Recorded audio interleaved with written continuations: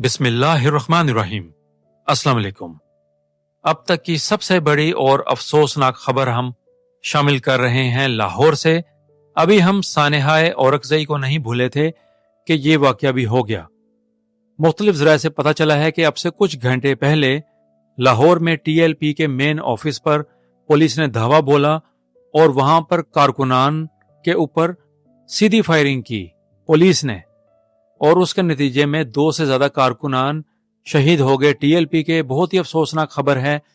T L P نے بہت پہلے اعلان کیا تھا کہ ہم 10 اکتوبر کو جمعے کی نماز کے بعد مارچ کریں گے، الاقصی مارچ، غزہ اور فلسطین کے مظلوموں کے حق کے لیے اظہار یکجہتی کے لیے ہم یہ مارچ کریں گے اسلام آباد تک۔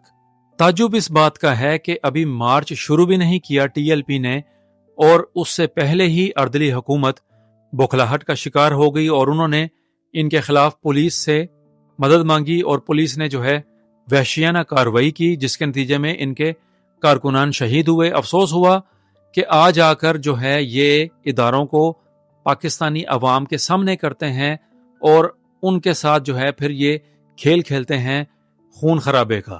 تو یہ تو اب تمام پاکستانیوں کو نظر آ گیا ہے کہ کون انتشار پھیلاتا ہے، کون یہ کام کرتا ہے، کون اپنی عوام کے سامنے ان اداروں کو کرتا ہے، اور یہ ادارے پھر گندے ہو جاتے ہیں انہی نام نہاد حکمرانوں کے حکم پر۔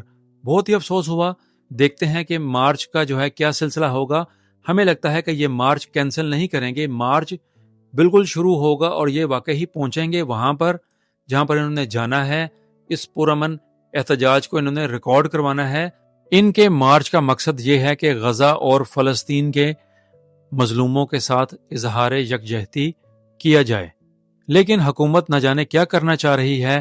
پھر وہی انتشار پھیلانا چاہتے ہیں کہ ملک کے حالات خراب ہو جائیں اور دشمنوں کو موقع مل جائے پاکستان کے خلاف بات کرنے کا۔ تو یہ حکومت بوکھلاہٹ کا شکار ہے اور اردلی حکومت ہے، اور ان کی اپنی سوچ کوئی بھی نہیں ہے۔ آج آ کر کیا کرتے ہیں، اداروں کو استعمال کرتے ہیں اپنی عوام کے خلاف، اور ان کو نہیں پتا کہ ان کا انجام کیا ہوگا، اور یہ وقت ان کے ساتھ بھی پیش آ سکتا ہے جیسے یہ کر رہے ہیں آج پاکستانی عوام کے ساتھ، اور کل کو ایسے ہی حالات اگر ان کے خلاف ہو گئے تو پھر یہ کہاں پر جائیں گے، کون ان کو بچائے گا۔